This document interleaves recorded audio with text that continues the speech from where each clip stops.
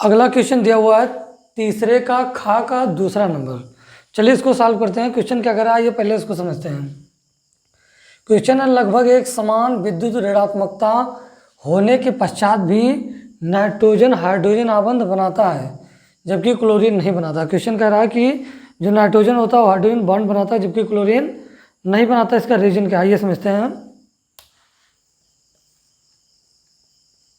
इसमें जो नाइट्रोजन की परमाणु त्रिज्या होती है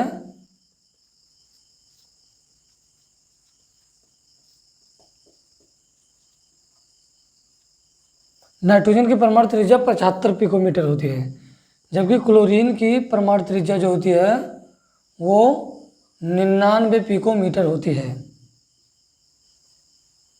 और आप जानते हैं किसी पीरियोडिक टेबल में top to bottom fluorine chlorine bromine iodine top to bottom ऊपर से नीचे जाने पर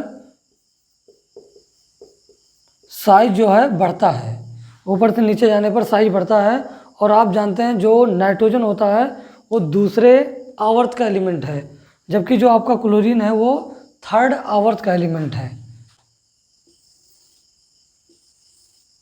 ये मान लें क्लोरीन या हाइड्रोजन, तो हाइड्रोजन की तुलना में जो क्लोरीन का साइज होता है वो काफ़ी बड़ा होता है, बहुत ज़्यादा बड़ा होता है।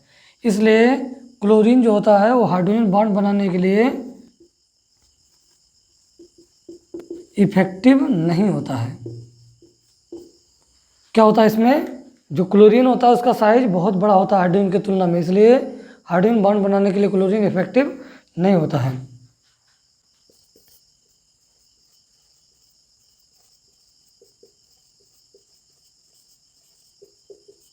More electronegative atom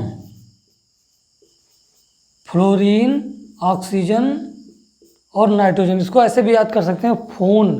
fluorine oxygen और नाइट्रोजन ये मोर इलेक्ट्रोनेगेटिव एटम हैं, यही हाइड्रोजन बॉन्ड बनाने के लिए इफेक्टिव होते हैं। ये हाइड्रोजन बॉन्ड बनाते हैं मैक्सिमम केसों पर। इसका एक पॉइंट और है, इसका एक रीजन और है।